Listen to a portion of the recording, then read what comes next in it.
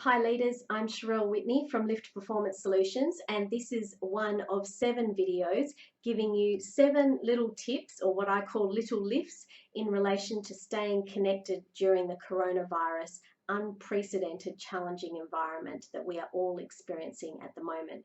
So no matter what industry you're in, you'll find these 7 tips are very practical to you. They're simple tools that you can put into practice right away, and they allow you to create a connected environment with your team, with your stakeholders, with your customers, with your board, and with your colleagues, and with yourself.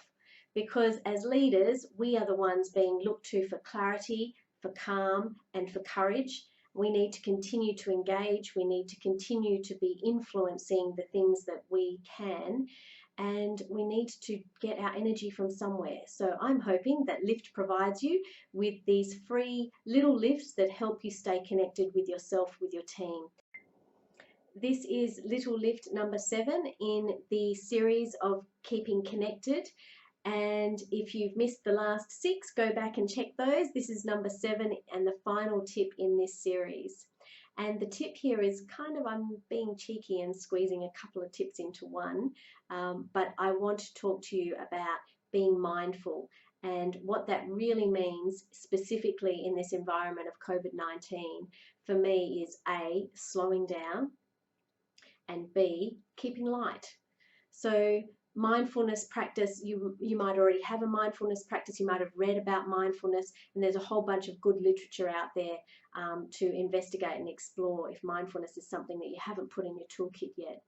But in regards to this particular tip around connectedness, staying connected, and as a leader creating connection, I wanted to talk to you about slowing down and also keeping it light. So for me, the whole point of slowing down is something I consciously have to do. I talk fast, I move fast, I've got fast ideas, and actually in a perhaps normal everyday environment, that's okay. People can take that on. But when we're already elevated to an adrenaline filled, anxiety creating environment that COVID-19 is right now, we tend to not be able to take on the fast talking, the fast ideas, the fast walking movement stuff. And for some people, that just creates more anxiety and lifts their stress levels up even more. So if you're a fast talker, slow it down, because that's going to create a bit more calmness in your team. And if you're a fast thinker, slow it down, because people already feel the urgency to act, and they've already got a list of 100 things to get through, and you're pushing on the doing front is actually just going to increase your own anxiety and theirs. So slow down the pace at which you move, talk, think. If you're any of those people, if you've got the whole trifecta going together, sometimes I have even more reason to slow it down. So mindfulness can mean many things, but I find that if I slow down my speaking and if I slow down my thinking and allow that space to just be for a little while, my breathing slows down and actually my ability to connect to others increases. So I encourage you to think about that and think about how you can create a connecting, welcoming space in your team, even if it's virtually like this is on a video, even if you're doing it on Zoom where you're having a conversation. Make sure there's enough time in the meeting for people to be heard. Now, I know in any environment this is a difficult thing because we're all under time pressure, but right now it's even more important to allow space and time for people to be heard.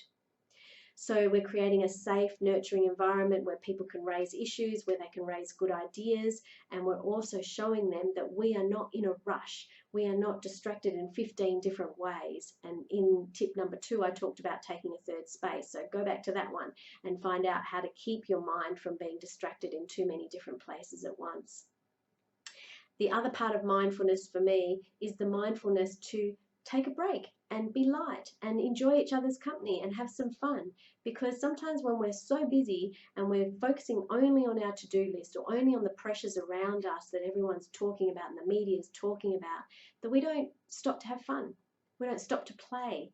We lose that mindfulness to be in the moment right now, and it's okay to celebrate a birthday with the team. It's okay to celebrate a milestone, and we might be doing this virtually on Zoom. We might not be in all the the one room together, but we can still celebrate these things. We might have a joke of the week. We might do something that's fun or just frivolous to make each other laugh, whatever it might be. And again, it might be on a WhatsApp, whatever it is. We might have created a closed group in a different electronic platform to do this, but please do this because we're humans and we like to have fun. And Australians particularly are good at making fun of really hard, tough things like we're going through with COVID-19. So if it's appropriate in your workplace, then please think about ways that you could be playful and have fun, because it re-energizes us to keep doing the serious work that we've all got to do. And the work is serious and the environment is serious, and more so for some of you in the health professions that are doing amazing jobs every day, or in our forces, in our police and other areas.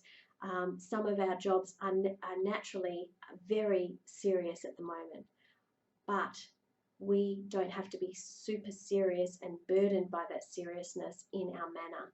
We still need to connect with each other. We still need to have some fun. We need to play, because that allows us to take our work seriously and actually do the hard work that requires us to be present with some very difficult situations and at the same time relax and re-energize. So mindfulness in two different ways. One, hold it lightly, find some ways to play, have some fun. You don't have to come up with the answers, leaders. You need to ask your team, because they'll have some ideas already and they'll want that connection, that permission to play and permission to relax and enjoy each other's company in amidst this serious nature of our work. And the second thing is just slow everything down. I know that's counterintuitive in the environment we're in, but believe me that great leaders are able to listen and slow things down, which are 2 of the 7 tips that we've got in this series. So check out the other tips if you've missed them.